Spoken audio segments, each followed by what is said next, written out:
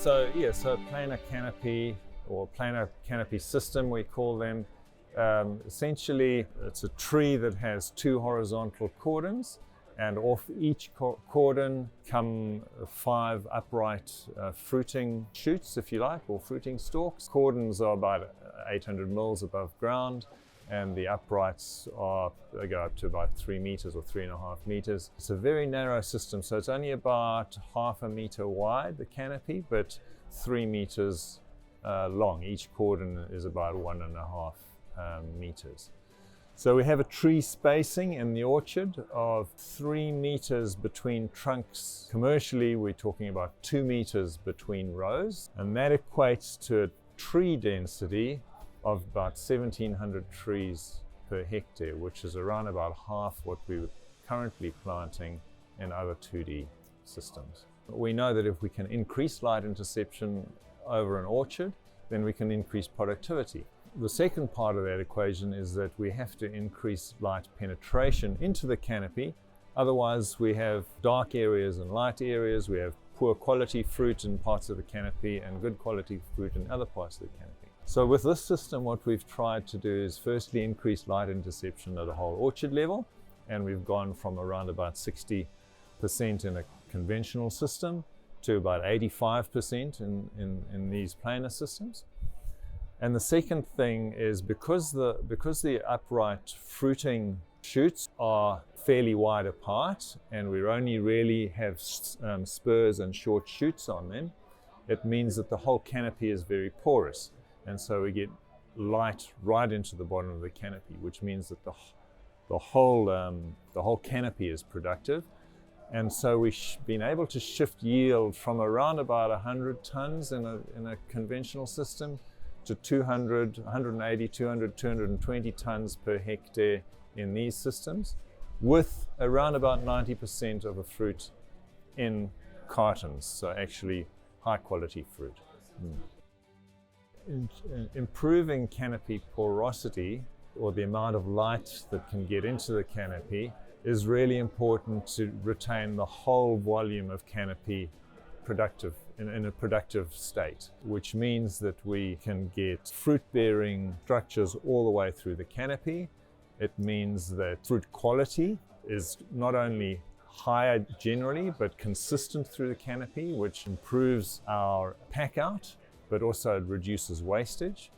This porosity is also important when we start talking about spray applications, because it means that we can drive through fewer rows and yet still get our sprays applied evenly through the whole canopy. So there are a bunch of advantages around improving the porosity of any canopy, and these planar systems seem to do that really well.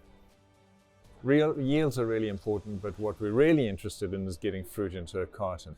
It's going to become so much more important in the future that every fruit that we put on a tree actually ends up in a carton. We can't afford any longer to have some fruit that we carry through the whole season and then discard later. So we're getting higher yields earlier. Part of that is because we have fewer trees per hectare, 1,700 trees per hectare, but 17,000 upright per tree. So it means that we can start yielding earlier, and then our productivity increases faster. And not only that, the yield of high quality fruit is consistent through the life of the orchard. Yeah, so as far as the machinery goes, there is some equipment that's available already, sprayers and platform systems that we're using.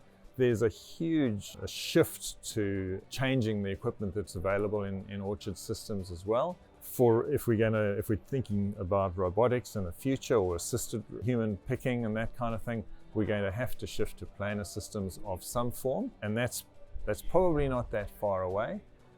And we need really to shift to these systems anyway because of the cost of unskilled labor that we're facing. So we're going to have robotic assistance, and to do that we have to have planar systems. We have to have two-dimensional canopies, because the the computers can't cope with three-dimensional systems. A number of things that we don't understand yet is how these systems perform in terms of water use and nutrient use. We talk about water footprints and nutrient footprints, so we need to try and understand those kinds of concepts.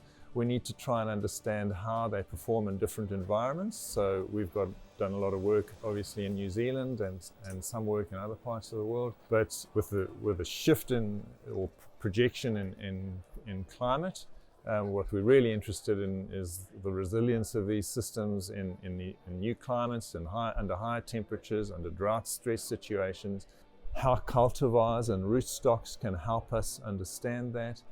And especially in the future, whether we can model and predict certain outcomes or certain ways of intervening to improve the potential for our outputs. Yeah.